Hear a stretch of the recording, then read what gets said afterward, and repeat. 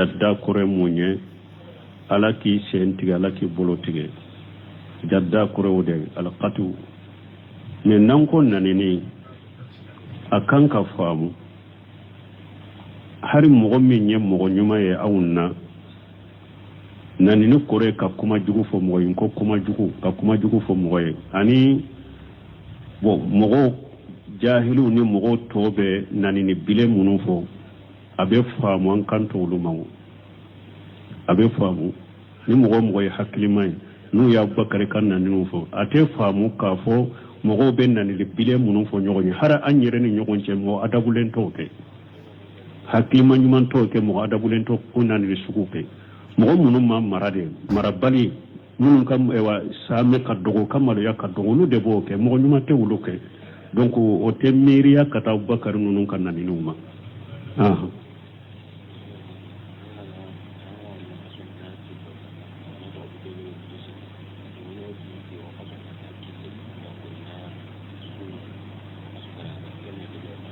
bon ko mɔgɔw dɔn ko kalo kalo ni kalo b'a fɛ ka ba ko b'a fɔ k'u bɛ ni kalo tora a tɔ tora komi tile fila ɲɔgɔn na k'u bɛ so k'olu bɛ kalo bilasira delila t'o la diina la ciden ye min fɔ tɛnɛn su alamisa su u bɛ kalo tile saba su i y'o tile saba su kalo tan fɔlɔ la o a ka ɲi i ye tile saba in su kalo tan camancɛ la ka ɲi i ye tile saba in su kalo tan laban in na ka ɲi mais a ɲuman i ka tile saba in su a y'a malibiri su jɛma tani naani tani saba tani naani tani duuru i ka tile saba in su nin kɔnɔ o de ka ɲi mais min ye ko n'a tora tile fila ye kalo ko bɛ kalo bilasira o ye biriya lesiri t'o la diina la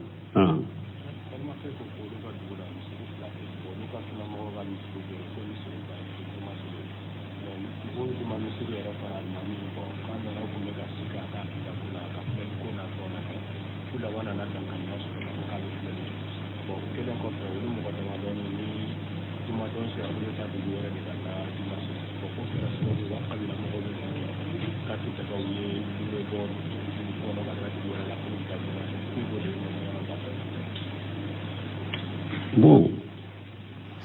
ko dɔw ko ko olu bɛ dugu min na ko misiri fila de bɛ mais misiri kɛlɛ juma bɛ sallo o de la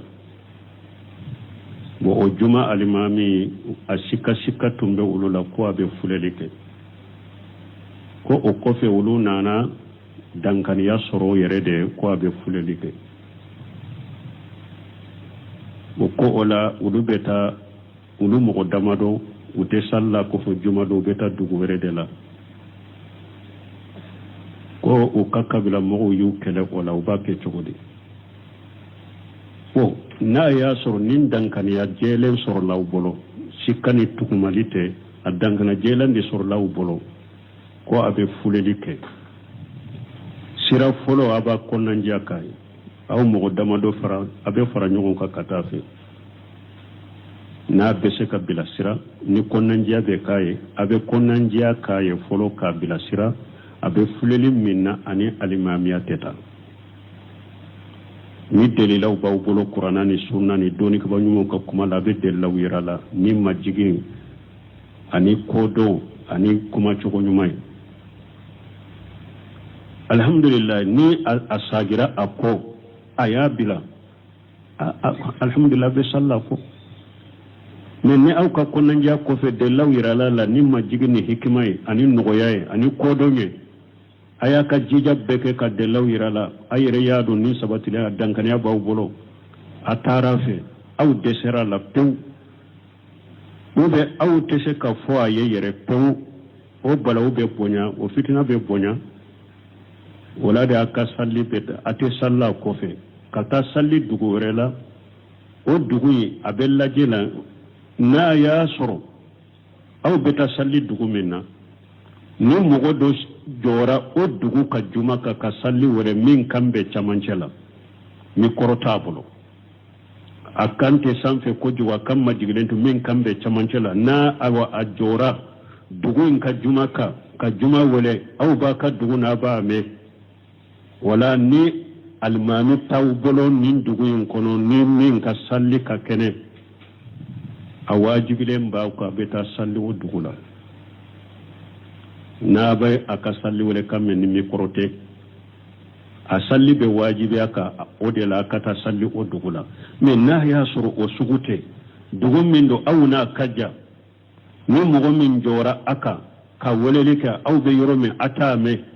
aw ka boka dugula ko beta salli juma sallu dugula ma wajibi aka sariyala o ma wajibi aw ka sariyala donc ni min ma wajibi ko sariyala abe salam ya masalaha la jola na yere ya do na tora kata salli ya fitina ni a fembe bonya silamaw no nyogonche dugu kono abeke fitina bani baraw bade juma salli binendo ka boka e salli fana sallaka du kono kana fitina wuli nani dugu in kaja juma salli ma wajibi yauka e abu dugu min fana kono alimami dankaniya baw bolo salli te saha kofe juma binna ka baw ka alimami taw bolo salli be saha juma be saha alimami min kofe donc aye salli fana sallaka so kono na yere yadu nin dugu taliye balawuni fitina aye salli fana sallaka so kono akana fitina ni balawu uli fitina ni balawu min yere aw yere te sa koro uba nake sababu yere hari dina fitina min bagolo na balala donc abe salli fana salli ambe min fo o yode juma binna ka boko na yasuru ko bo chogola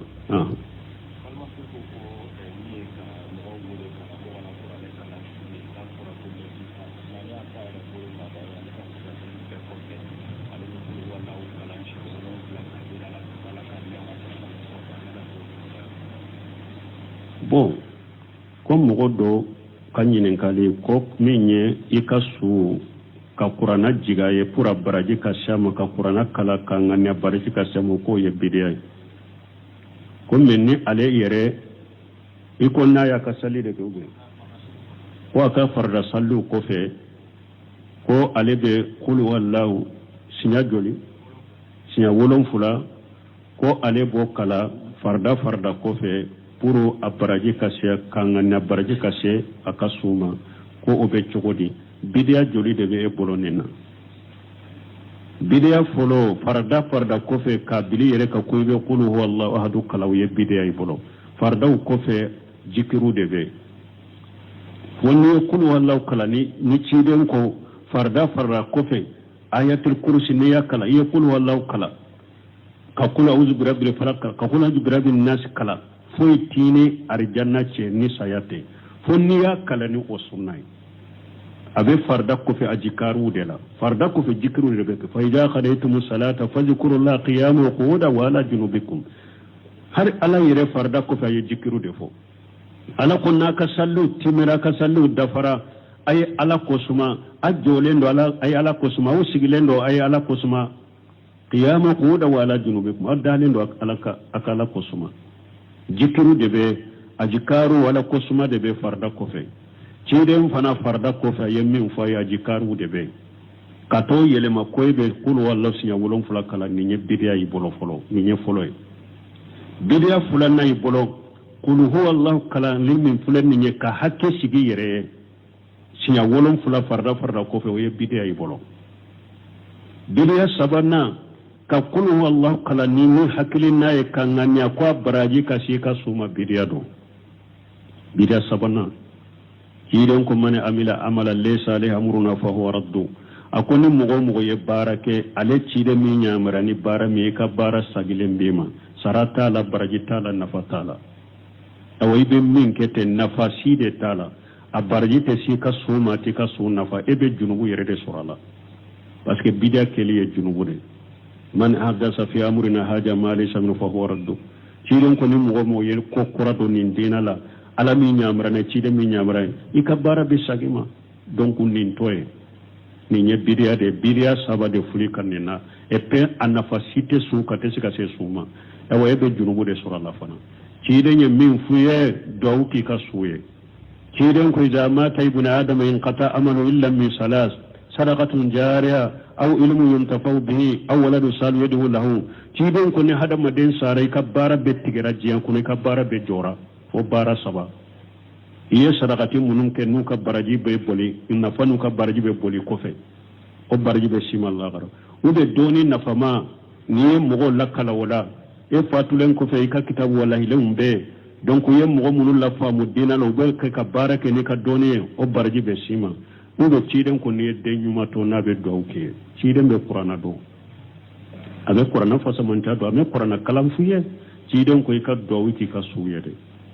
ika sujudu la ika tahiyya labawna do wiki ka suye o de ba nafa me ifule bara minna ninti ka su nafa ibe junubu de surala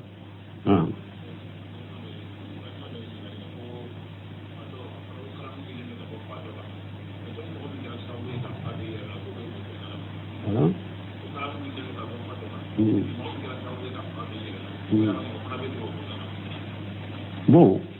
ko ciden ko kalmu wulila kabo fato ka ni mo mi nya faado yirela ibe do kono wa ibe do ciden ka disa kono ni hakili kono ciana teklifu teka donc ciden de ko urfi al qalam an salasa anil majnun hatta yufiqa ako kalimu korotara kabo mo sabaka aya doke munye ako ewa fato fo kata boyre kalama ama faram fansia damala ni mo ko ni ka hakli ciana de dro kera fato kalimu korota karabo korota ka boy ka me don ke baw ko na ya sor mo me e ka hakli tun kan ko fere fa na na doila bo qiyama ebe kontene ka hakli tun kan wakati mi e bara munun ebe konta wulude ka e ka be konta wulude ka na ya sor sani fa ka doila itumbe bara nyuman kala de tunye tumbe nyuma unde ke qiyama ibe konta wulude ka sani faka doila etunye mogo ye ciele de tunde tumbe ala sosio ala kuta udela qiyama ibe konte wulude ka wo mogo mono depuis ulu fitini uni fa wolola de depuis fitini nin fato sugu doni ke bawo kon nunun be ala ka jenkura qiyama ala yere debe nunun la jarabini fendo ya be hakilu dola hakilu do wala qiyama keneka ku la jarabini fendo ye ku kake nin min nyake ebe kishi ni min ma o nyamar kanke qiyama keneka ala bado aka doni kono hari nin tunya hakli suru jinya kono atumbe ken nin chogodela ebe ta jannaba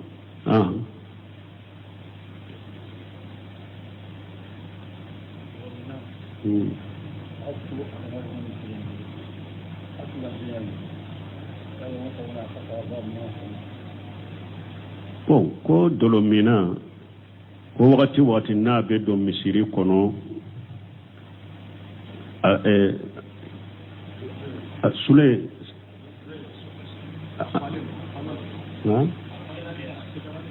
ko wakati na be do misiri kono dolomina sikrale ne be misiri kono asule mbe do misiri kono yala be daga nyanka balakana do misiri kono bonna yar suruna donna misiri kono be mogo wasu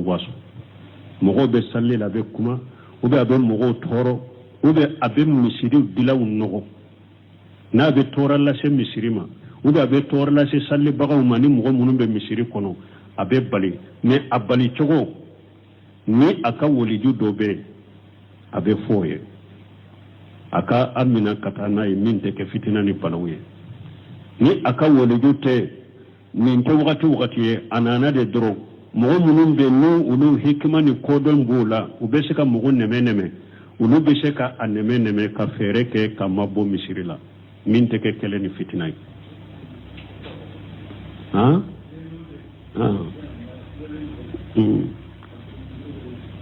ko ere rasulullah mina minya ni isikralende yore ka sallite sal ite ka sallite sa ni dolo bila isikralende hakilite ika sallite sa bon ni sugun mogo be se ka fere ke ka mabbo misirila chogomi na anya fo chogomi ni tora bala misirila tora bala sali bagawye fere de ka be bali har na ya soro abeta do famaw de la nasira fitina ye abeta do famaw la lube fere min ke ka bali misirila na bena tora de la sem misirima o ba ka tora tige ka bo misirika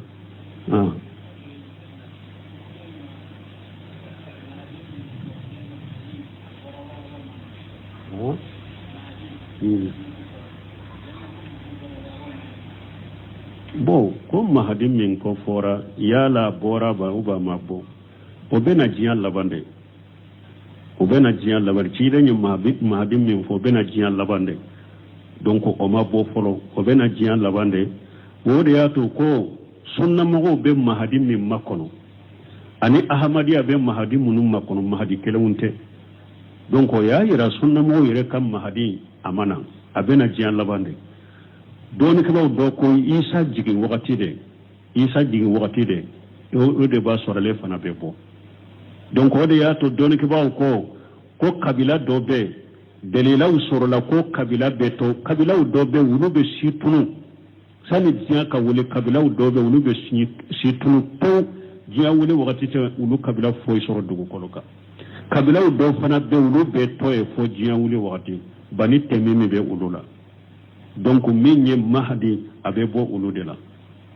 e mahdi ciden ka bonso bo ulula mahdi be bo ciden ka bonso ulula mahdi togo ani ciden togo be kelenye afa togo ani ciden fa togo kelenye ciden ka bonso da be bo ciden ka bonso de kono ciden ka kabila de kono mais ale ma bo fola be bo jian la bade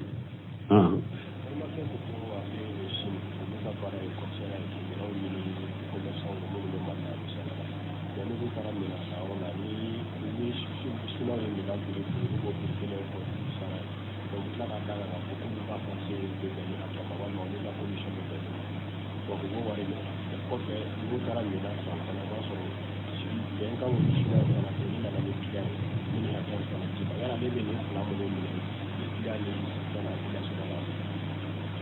bon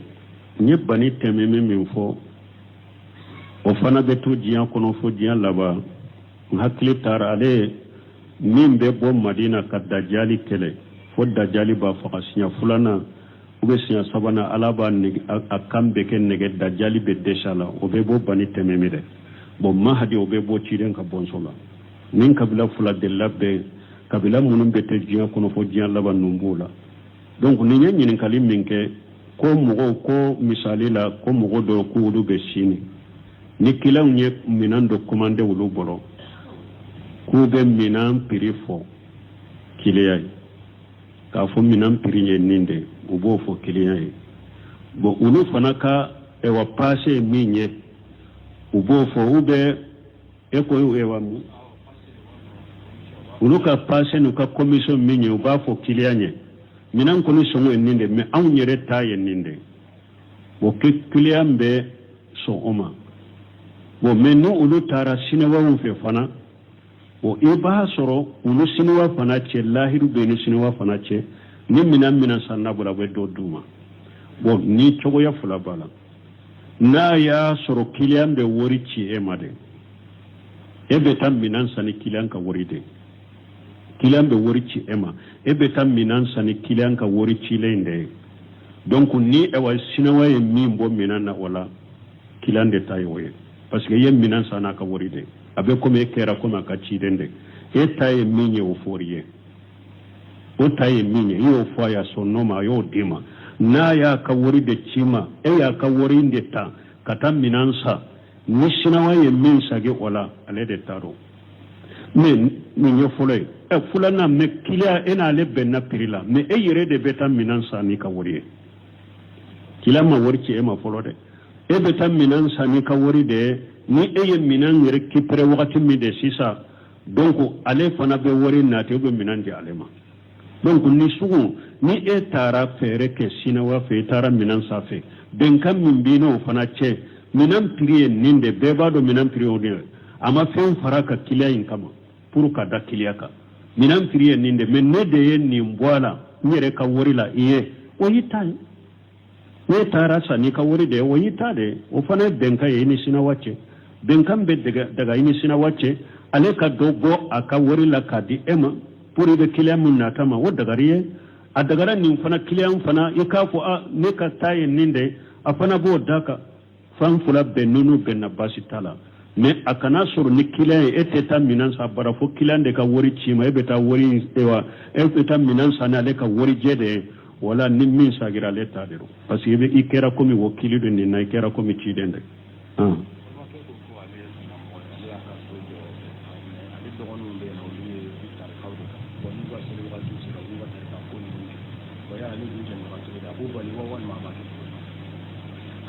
bon ko doko ko ale ya ka sojo ko ale sunna mode ale ka bani masuru yetere atimude ko ube ale bolo aka soko no ba ka tere ko ale bo ko chogodi ni sugu ni e yere baro i balimo ka to wi ka so kono ibe nyuma ya kuye ibe konnanjiya kuye o be ke sababu ye o be tariqa imbila ka sunna inta ni yere bo odo ula ibu sabati bolo suni tile ka konnanjiya kuye kan nesiha kuye i ka nyuma ya kuye ku geru la kosobe ku bila sira la alla ira dola yere no ya do be nyuma ya min kuye ibe sinjitugu min kuye ibe konnanjiya min kuye ube lahala nyuma minyirula ado bese ka hakili soro yere ka yelema ka farika ni yere yen ninjigi ala yen nin do ala nin kanyi usabati ku geru yere la ka nyuma ya kuye ikato ku wole kan nesi hani konnanji ya kuye ni yere ya do mugo munun do bambantu de do ne kan nunun yeleman o tere nunun ba fede kan ne yere nin ka demba ya de yelema ku un ka demba ya cinya kin ka muso cinya kun ka dawun cinya ko faru yere ka uka biriyan ne ka tarira wula ni ninde dona ere taye duye iba fuye uka tarira ko uka bilay ka dukono ube ka yoro were nyine uka yere mai uka nay ka dewu ne ka muso cinya ko ka hakina cinya bolo subhanaka allahumma rabbana bihamdika ashhadu an la ilaha illa anta astaghfiruka wa atubu ilayk addiminana ayen nanili ke ka kuma jugu fo anko jadda kore munye ala ki senti ala ki bolotige jadda kore wode ala qatu ne nanko nanini akan ka famu hari mogo minye mogo nyuma ye awunna nanini kore ka kuma jugu fo mogo inko kuma jugu ka kuma jugu fo mogo ye ani bo mogo jahilu ni mogo tobe nanini bile munu fo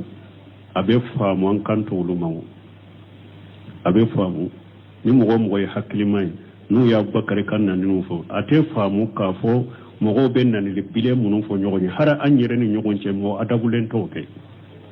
hakkilima nyuman toke mo adabulen to ko nan le sukuke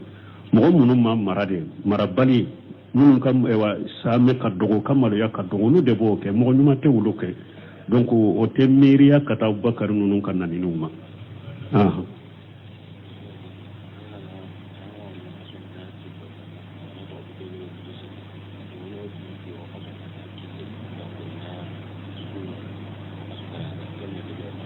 bon ko mogo do ko kalo ni kalo ba fe kabba ko ba fo ko be ni kalo tora ato tora ko mitile fula nyona ko be so ko be kalo bila sira delila to la dinala ci de nyemmi on fo tenen su ala amsala musasu ko be kalo tile sabasu yo tile sabasu kalo tamfulo lawo akani ye tile sabayu kalo tanchamanche la kanyi ye tile sabayu kalo tallaba na kanyi me anyuma ikatile sabayu ayamal bid su jema tani nani tani saba tani nani tani duru ikatile sabayu ni kuno de kanyi me minye ko na tora tile fulay kalo ko be kalo bilasira o ye bidia le sirto la dinala